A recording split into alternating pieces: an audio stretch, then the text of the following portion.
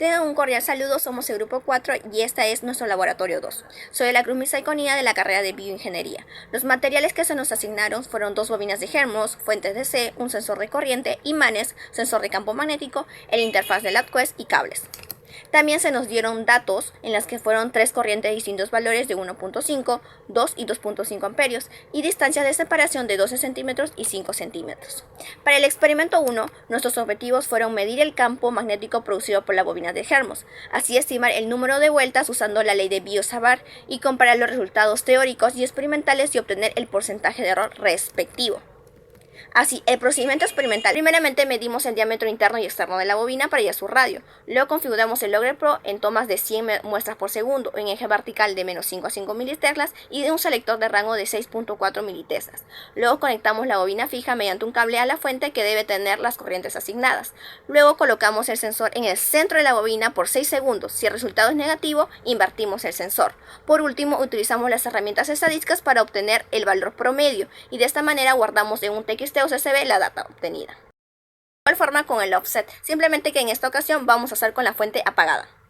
Este se le va a restar al campo obtenidos anteriormente y así obtener el campo neto. En el siguiente experimento ubicamos a las 2 bobinas a 12 centímetros, la conectamos en serie con la misma polaridad a la fuente que tiene una corriente I3 que es 2.5 amperios. Luego colocamos el sensor a 5 centímetros de la bobina fija por 6 segundos, de ubicarse de manera perpendicular. Luego guardamos los datos en TXT o CSV. Muy buenas con todos, mi nombre es Daniel Chirinos de la carrera de mecatrónica y estoy encargado de hablar acerca del cuestionario general del experimento 1. En este primer cuestionario lo que vamos a hacer primero es hallar o estimar el número de vueltas de una bobina y usar aquí las 3 mediciones realizadas de campo magnético para la bobina fija. En este primer caso haremos uso de la ley de Ampere, la cual ya contamos con el campo magnético, con la corriente, con el radio y con el coeficiente de permeabilidad. El campo magnético lo que vamos a sacar es usar el valor de campo magnético medido menos el campo magnético del ambiente para que nos haga así un valor real. Y esta misma fórmula lo vamos a usar para cada uno de estos campos. En el campo 1 nos sale aquí una cantidad de vueltas de 111 vueltas y en los otros, en el segundo nos sale 88 vueltas y en el otro nos sale 109 vueltas. Aquí hay una pequeña cosa, ya que el número de vueltas de cada uno de estos campos deben ser iguales, parecidos. Bueno, parecidos realmente.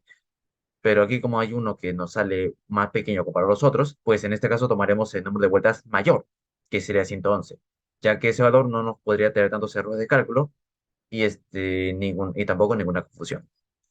Ahora pasaremos al cuestionario general, pero la parte 2, la cual aquí nos pide hallar el campo magnético del valor teórico a una distancia D de la bobina fija. Aquí tenemos una gráfica, la cual aquí nos muestra la bobina fija, que se encuentra a unos 5 centímetros del medidor de campo magnético y se encuentra a unos 12 centímetros de la bobina móvil. Aquí haremos la ley de Biot-Savart porque aquí hacemos uso de las distancias. Y claro, en este primer caso sacaremos valor de campo magnético que se encuentra a una distancia de 5 centímetros de la bobina fija. Y después aquí también sacaremos el valor del campo magnético que se encuentra a 7 centímetros de la bobina móvil. Y claro, como estos dos están yendo en la misma dirección, o sea, yendo a la derecha, por ejemplo, mm, yendo a la derecha, mejor dicho, estos dos vamos a tener que sumar los dos valores. El de aquí, que es a las 5 centímetros, y otro a 7 centímetros. Aquí sumamos estos valores y nos saldría aquí el valor teórico. Luego, este valor nos va a servir para hallar el porcentaje de error. Y también nos haremos aquí el valor medido, que nos sale 2.43 menos este campo magnético del ambiente. Y aquí nos saldría un valor de 2.32, la cual nos representa que nuestro valor calculado no está tan lejos del valor medido, por lo cual nuestros cálculos que nosotros hemos usado están bien, son correctos, porque ya que nosotros podemos hallar el valor medido. Ahora pasamos al experimento 2. Continuamos con el experimento número 2. Nuestros objetivos es realizar múltiples experimentos de inducción donde se pueda comprobar cualitativamente la ley de Faraday, además de poder analizar e interpretar los principios de inducción electromagnética y específicamente en este experimento analizar el tiempo real de prendido y apagado de la fuente. Procedimiento. Configuraremos que el Logger Pro tome 10.000 muestras por segundo y que nuestra fuente tenga 2.5 amperios en la corriente. Luego contactaremos las dos bobinas. La fuente se conectará a la parte fija y nuestro sensor de corriente a la parte móvil y al interfaz del AppQuest.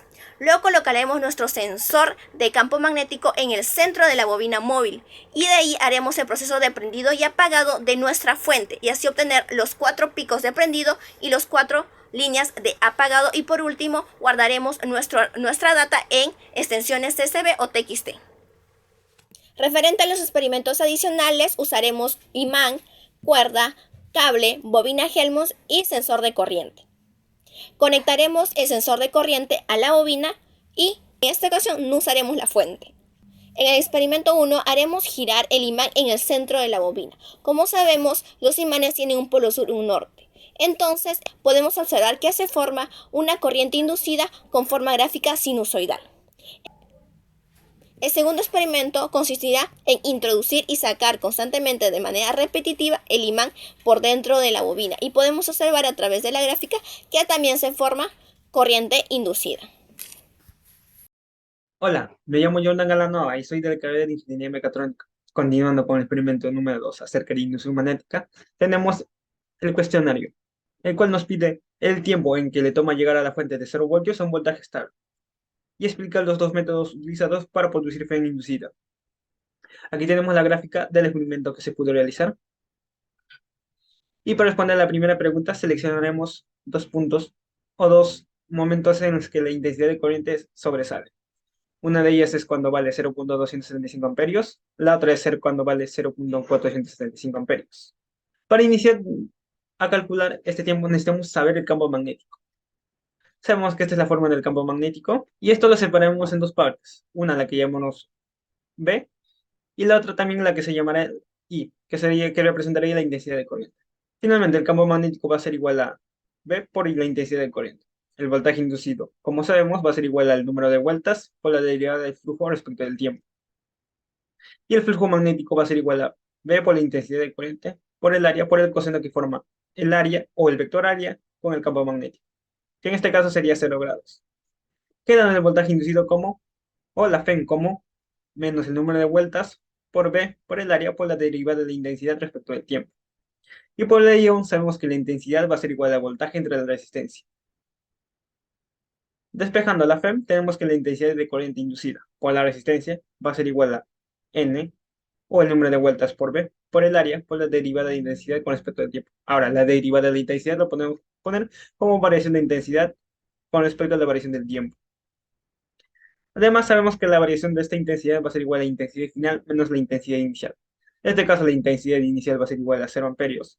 Entonces, por lo tanto, quedaría solo como la intensidad final. Despejando esto, tenemos que la variación del tiempo va a ser igual a N o el número de vueltas por B por el área, multiplicado por la intensidad inicial dividido entre la intensidad inducida por la resistencia.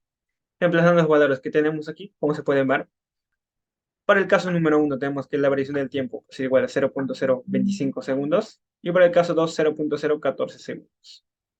Con la pregunta número 2, o pasando a responder a la pregunta número 2, el primer experimento consistió en meter y sacar el imán en el centro de las bobinas y el segundo experimento consistió en girar el imán en el centro de las bobinas, donde se obtuvo las siguientes gráficas.